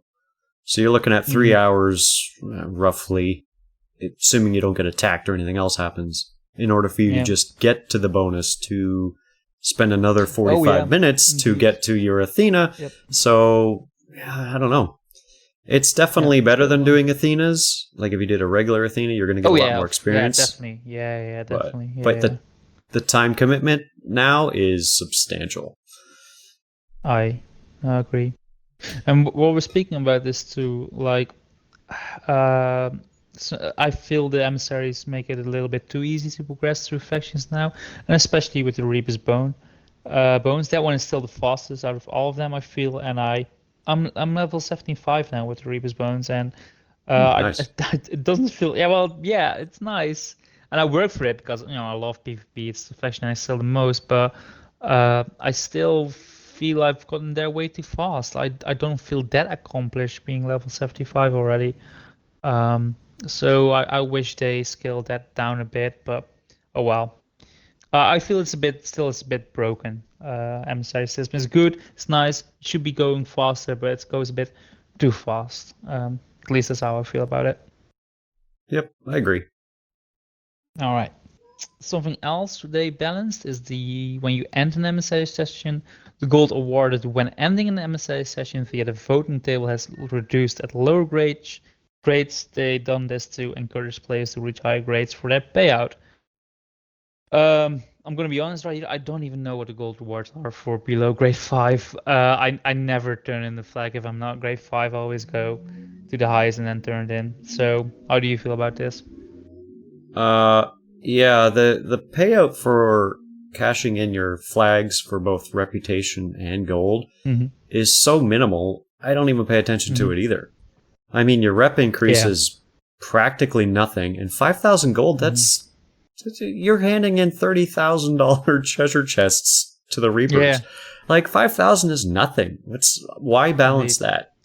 That if anything, your flags should be worth more because you've spent the most time trying to get them to level 5. Why make them? Oh, sorry. Go ahead. But because let's not get confused about this. It's not the grade 5 they adjusted, right? It's the lower rewards that have become even more low. Yeah, sorry. Yeah, but I'm just saying, like, even at level 5, the reward for a level 5 is like meh. The lower rewards are probably not even worth bothering. There was a guy a couple of days ago I was chasing down, and he went over to an outpost and basically logged out. He had level 4, and he just logged out. He didn't even bother to hand it in. I was like, okay. So I don't feel like those rewards for the flags at any level justify a rebalance. They're so minimal. Yeah. That's true. No, I agree. Maybe other players feel different about it. People that don't have that much gold as us. I don't know. I don't feel it is that different for them as well, their experience. But let me know if you listeners are listening and have a different opinion about this. I do feel grade 5 should be higher than 5,000. In general, I think 10,000 should be a nice reward for reaching grade 5. Yeah. Yeah, I think Then you feel back the it. same about that, right? Yeah, and then bring it backwards from there. Yeah, indeed. Yep, totally agree. All right. They also changed the emissary grade multipliers. The multiplier bonus for rewards cashed in has been rebalanced. Grade 1 no longer provides a multiplier bonus, encouraging players to reach higher grades for their rewards.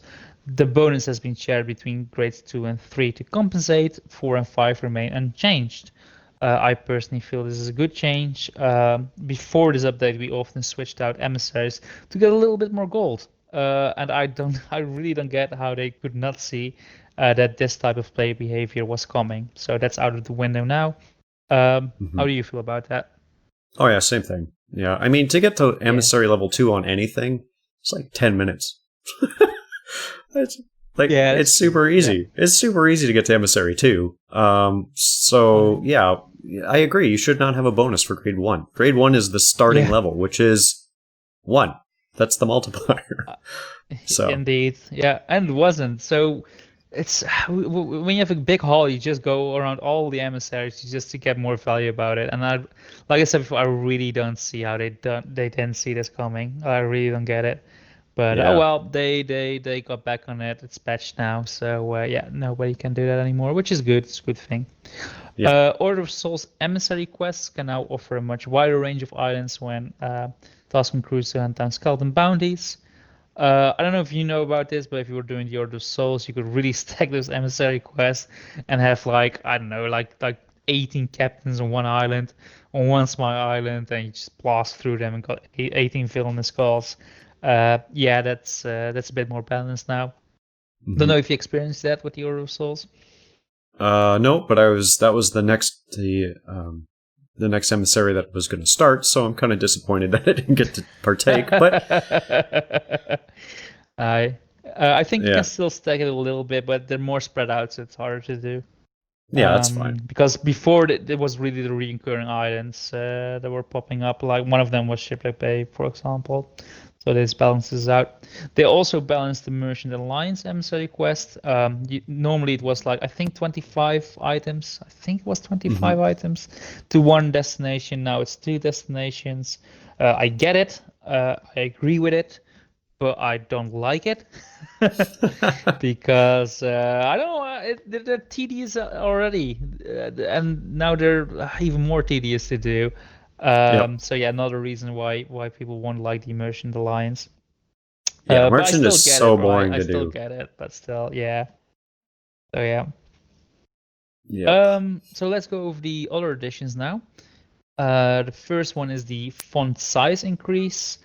Um, and a lot of people point this out. Bigger isn't always better. Rare, the font is a little bit too big. Even when wearing 2 eye patches, I still think they were too huge. Um, Two however, patches. yeah, I've written that down when I just wanted to make that joke. However, Joe Neate said on Twitter this week this wasn't in my patch notes. He said on Twitter this week that they are going to make a slider for the font size. So people are complaining about it, and yeah, you will be able to adjust it in the future. So you can look out for that. Um, do you have anything to say about the font size? No, not really. No, it's just Yeah. fonts. I didn't really care that much. So Yeah, it's a small thing. The Kraken won't cover holes anymore. Um, which is great because a lot of people were complaining about that on the forums. That they sunk to the Kraken because covered the hole. You could still repair, but still it was an upward battle. So yeah, I defeated the Kraken on Galleon. It was trying to cover the hole, but it went over it, so it's definitely fixed. It's a nice addition. I think you feel the same about it, right? yeah, yeah. I'm kind of saddened that they have nerfed the Kraken again, both for sloops and for everybody else. There should be Oh, something in the that's game that interesting. Hmm. why? I Because I think didn't put it's it in my notes because I thought it wasn't going to be in discussion. oh, And now you bring it up. I'm like, oh, you do think different about this. So yeah, take it from kind me, of. Buck. I don't know. I know people complain a lot about the Kraken, right? Especially newer Mhm. players. The Kraken comes out, they're going to sink you. There should be something in the world that's dangerous. That's really dangerous. That's You Captain know, Blubber, and right? totally, absolutely, he is the most dangerous. But Or you know, sink your ship just by boarding. exactly. You better watch out, pirates. It's Captain Blubber's coming after you. But yeah, now that I kind of like the idea that the Kraken was a dangerous thing to worry about, and he's been, or she, I should say, Karen has been nerfed a couple of times in the last year, and it's just Yeah. it becomes a point where the Kraken becomes more of a nuisance than a danger. You also need to keep in mind that we are experienced players. We know how to deal with the Kraken.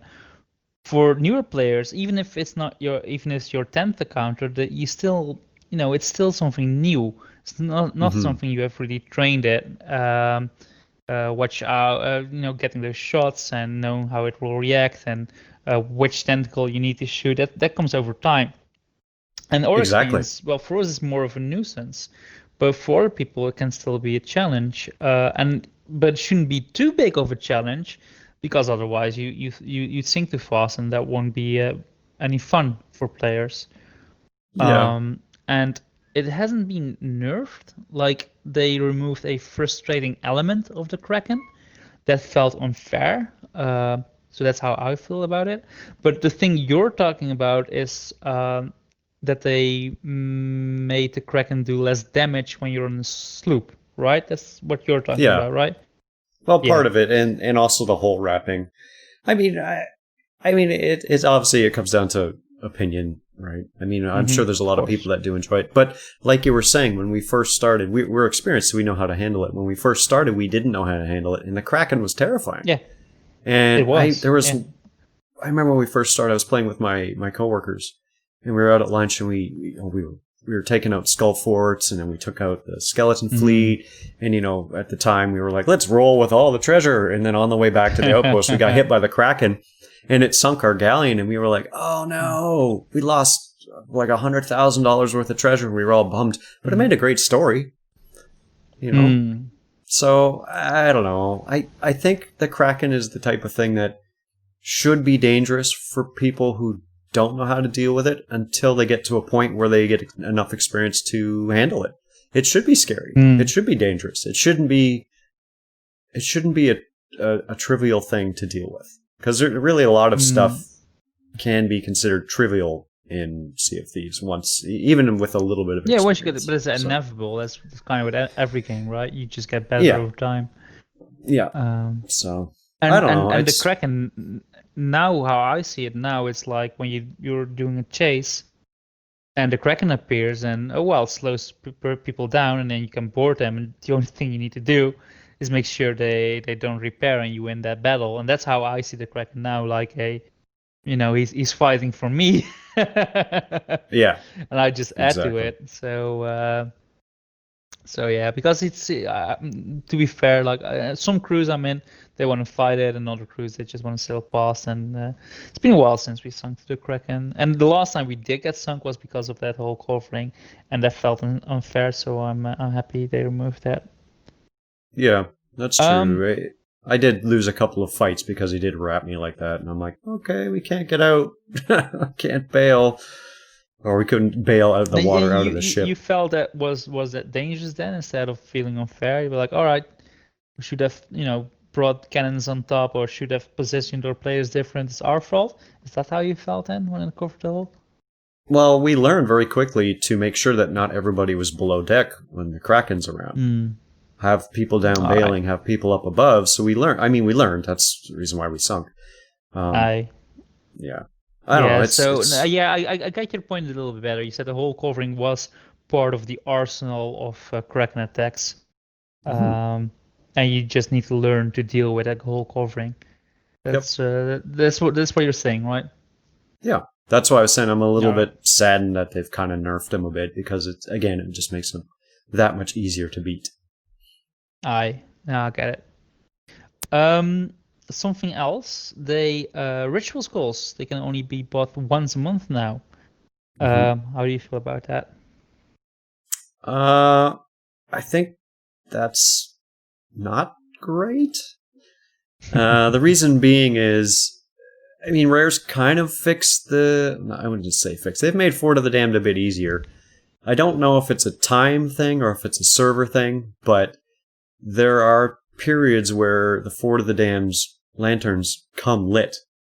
I've had it happen Yes. on server merges, but I haven't figured out if it's a time thing. Like after 6 hours, if it hasn't been initiated, does the Fort of the Damned lanterns light?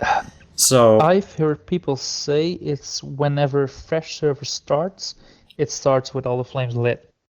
but that's actually not true because I tried that. Remember, we looked. I think you were actually on the ship when we did that one day. When we first started the new update, first thing I did was run over to see if on this brand new, and it wasn't. Yeah, it was not lit. But I have done server merges where I've merged into another server where they are lit.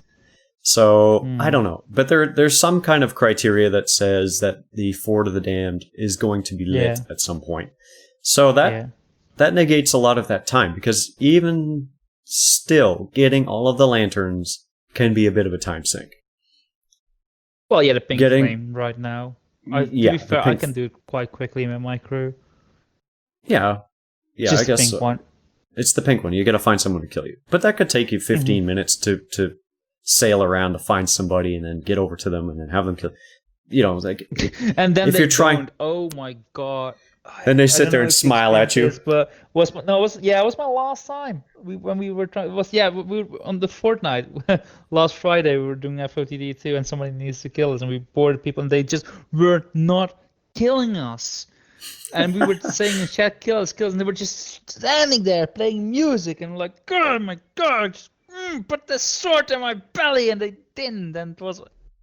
They just want to catch some ruby splash tails. Even when we provoked them, it's like, oh my god, it's like, eventually they did, but it took, I think it took longer for them to kill us than for us to find them. So, yeah. Exact. So that's kind of my point, right? So now you've if you have to go get the lanterns, and previously you used to be able to find the skulls before they made them into the missions or put them on the skeleton ships. You could just go buy one. And it was expensive. And then you could do Fort of the Damned. Now you can only do that once a month. And I'm like, why would they do that? I know it's to prevent farming of the Fort of the Damned. Yeah. And there's so many PvE alliance services also for locking group, and they're stupid, and you shouldn't do it, and ruins the experience of the game. But this is my opinion. But if you do that, you're stupid. Now, if you want to do that, it's fine, of course. It can be a good experience for different reasons, but it's not how I would like to play this game. So they want to prevent that, the Fort of Damned for farming, and I get that. And I still feel you can still easily get them. When you do a skeleton ship, or when you find a skeleton order now, there's a chance you can dig up a ritual skull. And I think that adds way more to the game, make it more flow, like make all the parts more interconnected. And I really like the change, actually, that you can only buy it once a month. So if you really, really want to do the Fort of the Damned, then you can do so. You still can. You can still do so, indeed. And otherwise it just happens naturally, and I like that about this game, that when you start you don't really know what the experience of that day is going to be, and with the ritual skull, that kind of adds to it. Like, you might say, hey, there's a skeleton ship and you killed them and you got a ritual skull, but you also got them PvP and you got that pink light you weren't planning to do for them, but all of a sudden you have a ritual skull now and a pink light, and you're like, I have time, might as well do the Fort of the Damned now. So something you weren't planning to do that day. So I think, that removing that easy ritual skull, getting it, adds to that experience. Yeah. So that's I think it's a good thing because of that. Yeah, it's just a little bit more of a time sink if you are trying to do it more than once a month. Yeah. Yes. No, that's true. Yeah, and that's a bit of the downside of it, but still, let's go quickly go over the other ones, by the way. Megalodons are less likely to attack when not provoked. They cater a bit more to solo players for this. Or less provoked when you're on the sloop, by the way, so they cater a little bit to solo players. I think it's fine. Yeah, it's fine. Mermaids now spawn closer. I don't know if it's really the case. I feel like they do. I don't know what your experiences are. I haven't really noticed. Hmm. I mean, maybe they do. Does that mean they spawn closer when there's no enemy ships around, or is it just you by yourself? They spawn closer to your body when they spawn in general. They should spawn close So to your in pilot. general, So it's less of a swim. Yeah, in general, yeah. I haven't had I to try and do any sneaky sneaks on ships that are boarding me since the patch, Mhm. so I don't know if that would cause problems. The mermaid is a Mm. thing that Well, always gives you away, so yes. do you want the And it mermaid to be does, close? yeah, indeed, because the distance is closer. What it means is if you swing a longer distance, it spawns more often too. And I definitely had that situation when it happened because I don't really feel like it was further or closer away, but I definitely noticed that it spawned way more often than it used to do. So, Hmm. um, pros and cons to this addition, I feel. You used to be able to swim 30 seconds before it would spawn in front of you. Oh yeah, oh, we can test So, it out again. I'll That's a good test it one. out, yeah. All right. Hit registration should be better. They balanced, well, they stabilized the servers a bit more. So, have you noticed this? Not for me, because I'm not usually in a laggy multiple player combat situation where it has impacted me, but from watching a lot of the arena competitions lately, it seems like that hit reg is pretty good. Hmm. Yeah. Yeah, in my own experience, it's like we haven't even played a week with this update, so it's really hard to answer this question. Yeah. But in the PvP situations I've had, like I've never had I didn't have any problems. Like it seems like it's better now. But again, we only played like half a week with this update, so Yeah. it's really hard to make a definitive answer on that. Chest of Rage will now be found across the seas.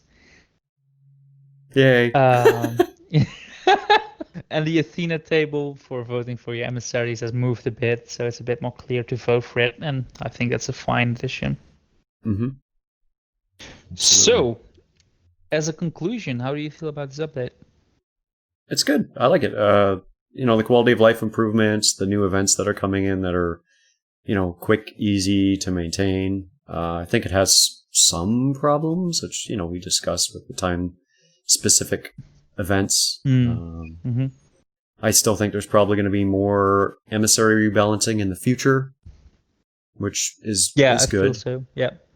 I just hope that the emissary rebalancing doesn't get to a point where people don't do it, which prevents the Reaper people from being able to do their emissary.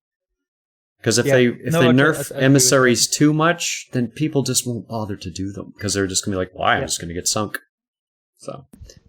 No, I totally agree with that. And that's also the reason why I didn't put it in my review, these balancing stuff, because I was like, I can put it in this review, but probably next month they're going to do more balancing on this, and then I'm going to put that in a review, and then it's going to be a part of each of my reviews to discuss that. So, I'm not going to do that. I'll save these discussions for the podcast. So before we go to the message in the bottle, I really want to discuss and address the current state of Arena right now. As most of you know, Arena changed a bit last month. Matches are shorter, and there's now only one chest to get. But they also increased the points you get for doing PvP. And they didn't for cashing in the Arena chest. This works fine on sloops, but not for galleons. Do you want to take over, or shall I do my rant first? Okay, so I get the goals of what Rare was trying to do by shortening the matches, adding in a single chest. They wanted more confrontation.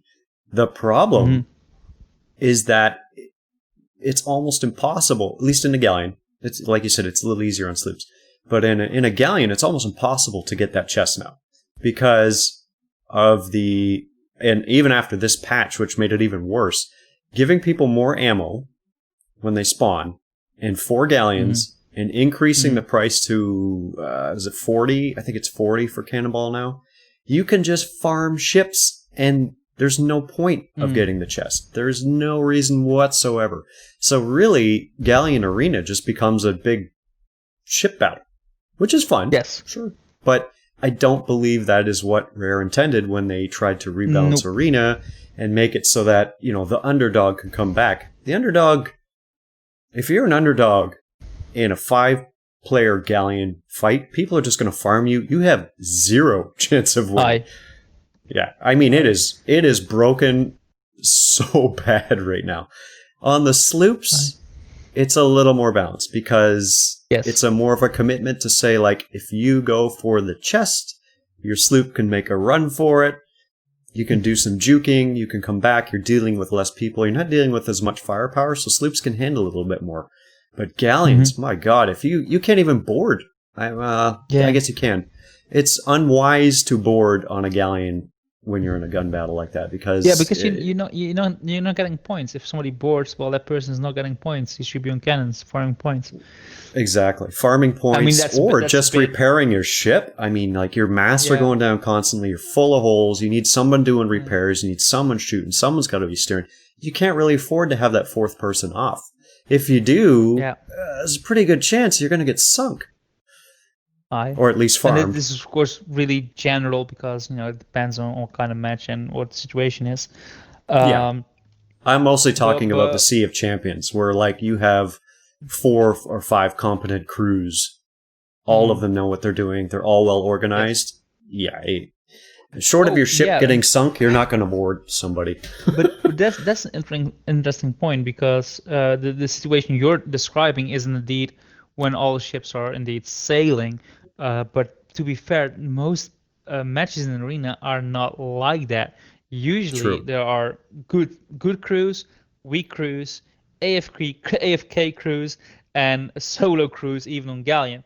So what you get is that the good crews will pick the weakest out of those other 3 and just farm points. And that's the entire match. So you start, you sail to the weakest link, and you just pound on them, and then you win.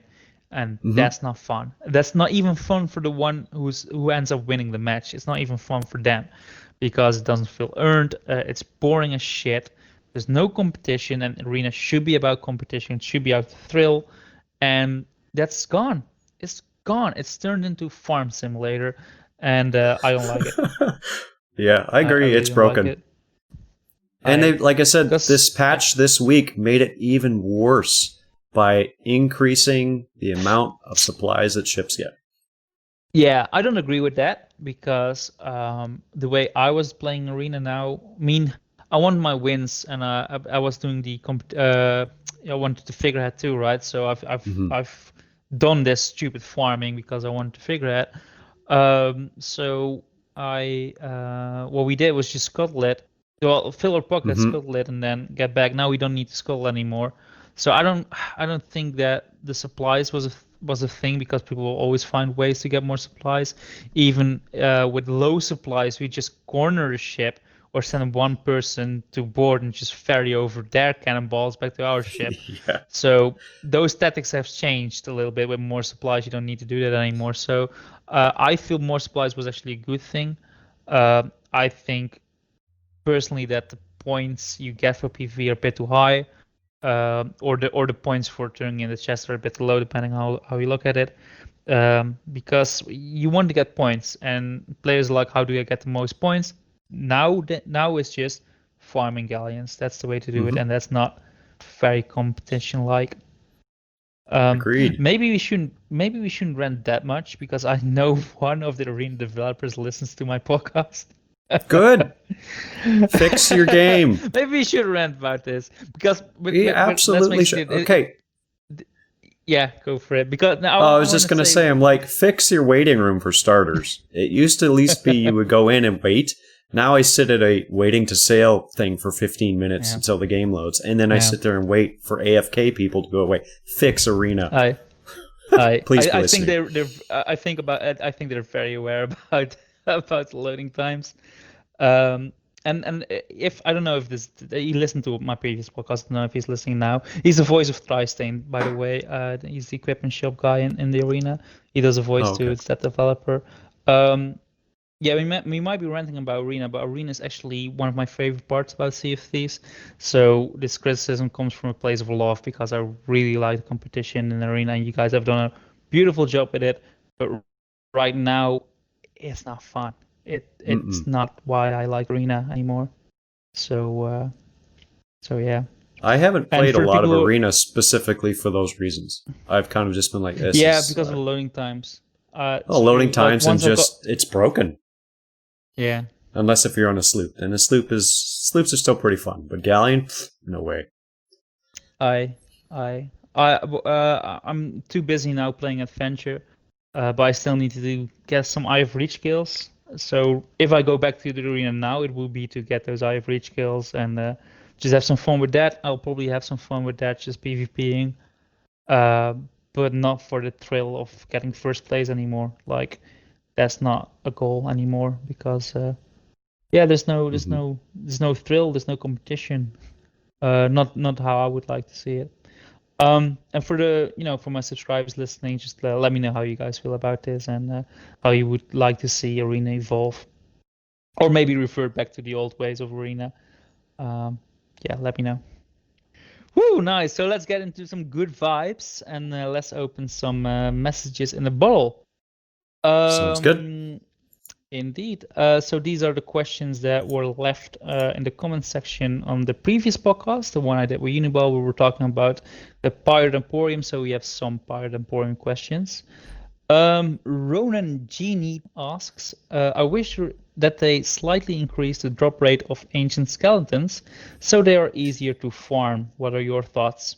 Well, they are supposed to be really rare. I mean, what they Yeah. drop is a currency that people pay real money for. So if you can farm it, it kind of defeats the purpose of people getting ancient coins to help support rare. So I Yeah. agree. I mean, I think since they came out, I've managed to get 3 of them. So that that's a little more than a pet worth. Oh, I'm How well many do over you 10 have? now. Are you serious? Man, I I have the have worst to. luck. Well, You play this you're game a getting the lot. Shrouded Ghost and you're getting all the ancient skeletons. I have the worst luck. Yeah. Or maybe it's because you are a solo player and just if my crewmates gets it, I get it too, right? So I Oh think yeah, I myself might have found 3, I guess, but thanks to my crew, I found more. that So makes I think sense. that's the Because difference. you Yeah. generally sail in a galleon, so you've got 4 times as many people. Yeah, So usually that makes sense. yeah, Galleon. That totally makes I sense why you're over 10. Indeed. So All right. And I think I do agree with no, Ronan that they should be occurring a bit more frequent. I don't like the phrasing of farm, of course. They shouldn't be able to farm, of course. That shouldn't be your goal, like going after ancients. This should not be your goal. It's just a nice reward for people who play this game a lot. I do mhm. feel, yeah, I also feel that a lot of stuff is overpriced in the Emporium, so that influenced my opinion about this. So I do feel ancient skeletons should be a little less rare, but they still should be rare. So that's how I feel about it. Yeah, you know what? That's fair because you're right. The prices in the Emporium are kind of high. I mean, like a Mm. full ship set, if you buy all the bonus stuff that goes with it, is like Yes. $30. It's a lot of money. Yep. It's That's true. half the price of the game. Yeah, it's a Yeah. lot. I still did it because, but if you want to know why I bought it, listen to my previous podcast. I'm not gonna go into the Pirate Emporium all that much now. So the next comments come from the Luxter, which is actually a subscriber that comments a lot on my videos. So thank you, the Luxter. I really appreciate your comments. They're always really positive, and you give nice feedback. So I really like that. He says your next podcast should be about lore and tall tales. I would like to see that, in my opinion. For example, if they handle tall tales well, if they handle lore well, if the lore isn't apparent enough, the story so far, and things like that. I know you talked about it kind of before, but a whole episode would be sick. And I agree with that. A whole episode about lore would be sick. I replied to him, of course, in the comment section. But now I can tell I am planning a podcast about lore. Not really about the story so far and the tall tales, but me and Uniball are both going to read the Athena's Fortune novel. And we'll do an entire podcast about that novel. So you can expect that. I think that's going to be podcast number 9. So this is podcast number 6 you're listening to now. Next, we'll have hot topics. After that, a new update one. So yeah, podcast number 9 is going to be a lore heavy podcast. So you've got something to look forward to that. Nice. I'm even looking forward to that one. Oh, that's good. That's good to hear. If you guys have ideas for podcasts you want me to do, please let me know. And I will try to look up the right guest for that podcast, and we'll discuss that topic. I can't promise anything, but ideas are always welcome. So Get the some next comment devs is on. from. No, really. I would really be interested to hear what one of the regular devs has to say with regards to a lot of stuff. Yeah, me too. But I don't know. I don't know how hard it's gonna be. I'm still a really small YouTube channel, right? I think it's gonna be hard. And I don't even know where to start getting a dev on. You know what? If that arena guy comments, I might ask him if he's up for that. Next comment comes from Zerk Niddert. He says, I think you should be able to buy shanties in the Pirate Emporium. You like that? I like that idea. Would you like that? Yeah, me too. I think I answered them in the comments. I said the thing about shanties is that they're kind of heavy on the servers. Like apparently it's really hard to mix all those instruments together, especially when you have different crews involved to make it one harmonious entity. And that's the reason why they don't add other shanties into the game, because it's kind of hard to. It's very heavy on the servers. At least that's what I've been told. And I have other of my subscribers commenting on that, and they say, yeah, that's indeed the reason why they don't add shanties. That aside, if it wouldn't be a server problem, I would say, yeah, yes, buying shanties for a really decent price that you can showcase to other people, and then can say, hey, you bought that shanty, oh, that's so nice, I want to play with you. I think that would be a really great experience. Agreed. I mean, you could do a non-networked shanty that doesn't have the tracks built out for each individual instrument. Mm-hmm. But then you would run into issues with people playing all kinds of songs at the same time, and it would just be like a screech fest. So, I mean, it could be done cheaply, and it could be done, but it probably wouldn't be the best implementation of it. I'm just thinking as a dev, I'm like, how would I do that if I was a dev? Yeah. Well, you are a dev, just not on Sea of Thieves. Exactly. But Rare's hiring. Would you like to work for Rare? Yeah. But they're in England, so that's the only problem. Yeah, hey, work from home. Well, right now you could. All right. Let's go to Mixer.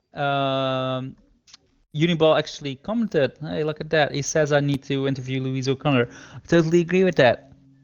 Louis, I don't know if you listened to my previous podcast, but Louise O'Connor is the executive producer of Everwild. And I think she's one of the most amazing human beings alive. I would probably be too nervous to interview her, but if I could, oh my god, I would be so happy. I would be the happiest hippo on the seas for sure. So why is that? I'm curious to know. Well, she's done a lot of voice acting too in past Rare games. Like she was the voice of Barry the Squirrel in Conquered by Fur Day, and she was the voice of Leafos in Vivid Miara. So when you grew up with those games, when you're still, in your teens, you kind of attach to those characters. And that's what you remember of those games. You remember those voices, and then later oh, it's that person that did that. And I mean, you know me, I'm a Rare fanboy. Not just Louise O'Connor, but all the other developers too. Like I can name a lot of names of people who work at Rare and what they're up to now and what they've done in their past games.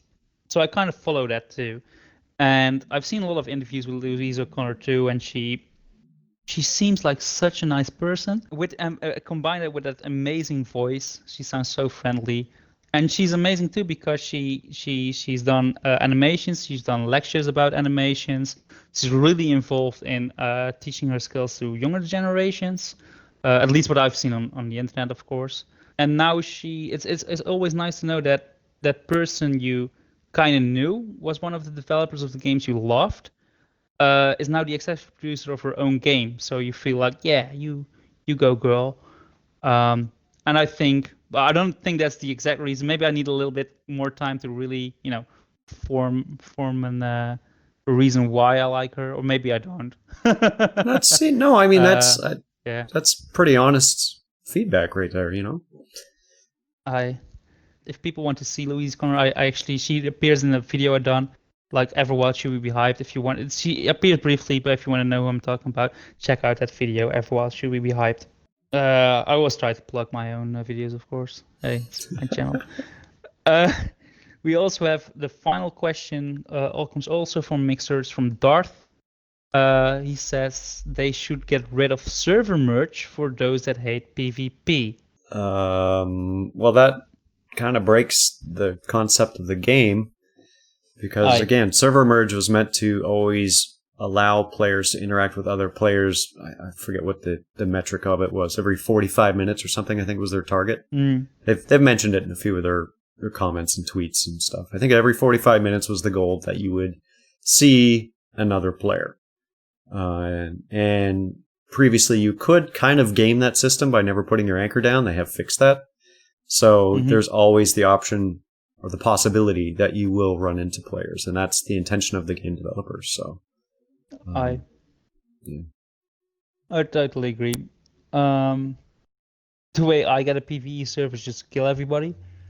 And eventually it will turn into a PvE server. Yep. So, but now you will server merge and have more people to kill. So you'll never actually have a PvE server. Indeed. It's nice to have goals. Exactly. I have done the same thing. When I wanted my own server, I ran around, killed everybody till they left, and then just didn't anchor. So I know what you're doing. I've done it.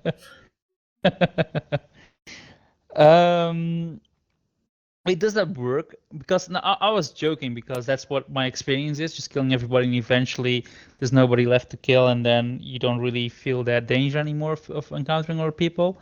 And I just don't lower my anchor in general, but I don't do it on purpose. I do it because it's a smart move not to lower your anchor. Right. But is that true nowadays too? Because it used to be when you lower your anchor that you're gonna get a server merge. Yeah, now it merges no matter what. Yeah. I think if you're stopped at an island, it will merge you now. It doesn't matter if your anchor's down, your anchor's up, or whatever. Yeah, that's what I thought too. Yeah, which is good. So you can't really manage it yourself, which is good because servers should be full. That's the idea of the game. It's exactly. PvE/PvP. Come on. All right. Exactly. And that's the end of the message in the bottle, and that's also the end of the podcast. So I would like to thank Old Buccaneer for being amazing. And can you tell our listeners where they can find you? Sure. You guys can find me at Old Buccaneer, all one word, on YouTube, and also on Twitch and Mixer as well. All right. Very nice. I myself can be found on this very channel you are listening to this podcast on. So please subscribe if you don't want to miss any future podcasts. And after that, go to Old Buccaneer and subscribe to his channel as well. So if you want to listen to us live, you should follow Captain Blubber on Mixer. That's Captain Blubber without space in between. You should be able to find me, and you should get a notification whenever we go live. And I plan to stream PvP Pinata this month. I don't really stream Sea of Thieves. I know, I'm terrible. I'm a terrible streamer in general. But I'm going to make a pirate-themed garden in that game. So if you're interested in that, check me out. And we can have a conversation too, because it's a really relaxed game. So if you want to ask any questions or talk about Sea of Thieves, about Rare, or anything in general, you can. So please follow me on Mixer, and you will get a notification. I'm not gonna name any times because, like I said, I'm a terrible streamer. I don't do that. If you want, you can stay for the after show. But if not, that's fine too. So thanks again for my amazing guests, and I hope you, the listener, will have a great rest of your day. So stay safe, wash your hands, and take care. Bye, everybody.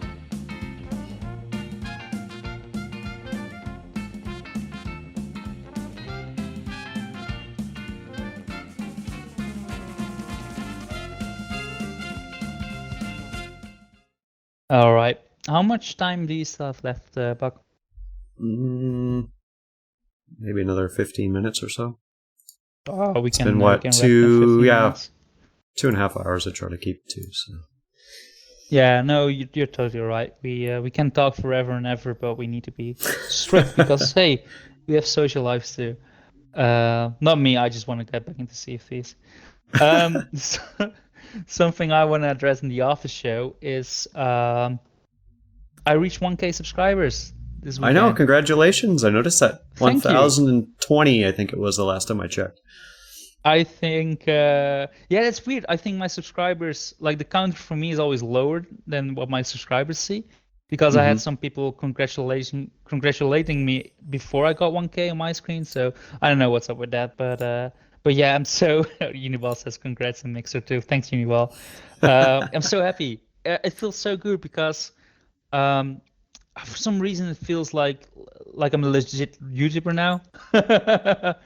Yeah. Because you're growing and now this says 1K and I feel so happy. I feel so grateful. This entire weekend I have a smile on my face. And for the people who congratulate me too, like extra thanks. Like I really appreciate you guys doing that on my channel. And I'm am gonna release a 1K special this Saturday. So you have something to to look forward to. It's something that's going to be a little bit different. It's going to be with some real life footage in there. So you will even see part of my living room. I'm not going to tell Mm, exactly what the video is going to be at. It's going to be a small one. Don't expect too much, but I'm doing a small 1K special for all you guys. So yeah, exciting. stay tuned for that. All right.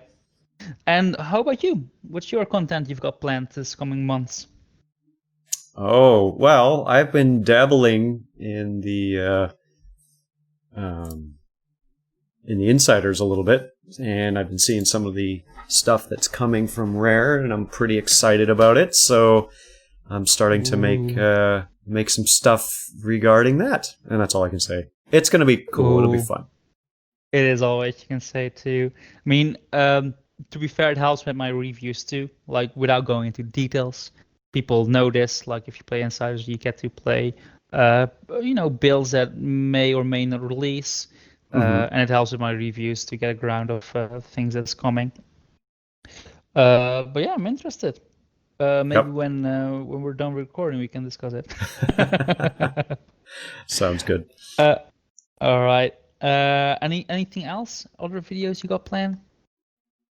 Um, I have thought about possibly introducing some new videos from some of the other games that I've been playing, but I don't know if I want to Ooh, do that on my channel because I don't know if people are going to yeah, like it, given that it's a Sea of Thieves style channel. yeah. It's a dilemma I'm running into as well because when I started the Sea of Thieves channel, it was because I'm playing Sea of Thieves a lot, I try to do other rare games as well because I'm a fanboy, and Hmm. I know there's gonna be a point when I'm gonna get sick of Sea of Thieves. Like I don't even think it's gonna be this year, but there will be a point that I'm done with this game. I think because just how it is. Of course. Um, and I kind of want to transform my channel for that in advance, so slowly bring in other rare games. So it's gonna be a rare video game channel. Hmm. But that's really risky to do because if it goes too fast, you lose all your subscribers. And even if you do it slowly, people won't even watch the videos because they come for Sea of Thieves content, and you are making content for your subscribers. Like you do it because it's fun, of course, but Yeah, you also have to think about, hey, what do our watchers want to see? Um, so it's a really difficult dilemma. it Um, is. Yeah, that's why I haven't done it. I've considered it. I even started a few videos, and I was like, no, I don't know if I'm going to do this. yeah. So the things I've got planned, because I said before I'm gonna stream Viva Miata, and I'm gonna do a Hmm. Sea of Thieves themed garden in that game. So I'll probably maybe I'm gonna release it on my YouTube channel too. I don't know if I'm gonna do a stream at it or the entire stream or just another video about that. But that's like when you kind of mix Sea of Thieves and another game. So that might go over well. But yeah, in the future, I'll probably I want to do deep dives in the heritage ships too, and show some more gameplay of their past rare games. And I'm thinking about doing it like that. So still making it about Sea of Thieves as well, and then slowly bring in the other games. But See, that's interesting yeah. too, though, because a lot of the heritage ships, I mean, you know everything there is to know about Rare, pretty much. Well, I mean, every time we have. Well, know, you know substantially more than most people. I mean, you know devs. I don't know any devs. Yeah. Right. I know what Sea of Thieves tells me from the, like the dev updates and the live streams and stuff like that. But I mean, you know a lot about the history, you know a lot about the games, and it would be kind of interesting to get an idea of like, the Banjo-Kazooie and the ships that they made. Like I never really had that connection, but you know a lot about that stuff. So it could be interesting to just give a little bit more of insight to Rare and some of the things that they make and why they make them and what's cool about them. Because for us, for the average player, we look at it and go, yeah, it's a ship. And I either like it or I don't. Like there's exactly right, and you just move on. You know, I did this thing about Saberwolf ship. And I look back at that, at that ZX Spectrum game, and I actually played that game too. That week, the ship came out, and then I watched somebody else, and he also did a review about Emporium. He came to the Nightwolf ship, and he said, "Oh yeah, it's from a character from Killer Instinct." Like, yeah, but that's not his original game, dude. And he was like so hammering, yeah, so cool. It's from Killer Instinct. If you guys don't know it, and like, he's not from Killer Instinct. That's not his original game, not even close. And I was like, do your research. See, it might be worth doing a little side thing for that because it's interesting to get to learn a little bit more about the efforts that the devs put in that most people just don't know. You have to be a fanboy to understand that stuff, and that's part of the reason why they're doing it, and you have that knowledge. So all right, I think I'll do it. I'm gonna write a script for one of the heritage ships. The only problem in regarding that is that they're expensive and I don't own them all. So I kind of need to look around my friend list and see who bought the other heritage ships, because I only got the Conquer one at the moment. So we'll see. But yeah, all right, you convinced me. I'm gonna do it. All right. I think we're gonna wrap it up, right? Sounds good. All right. So thank you for people who are still listening to the Aftershow. Really appreciate it. Yeah, that's it. Take care. Wash your hands. Stay safe. Thanks for watching. All right, everybody. See you next time.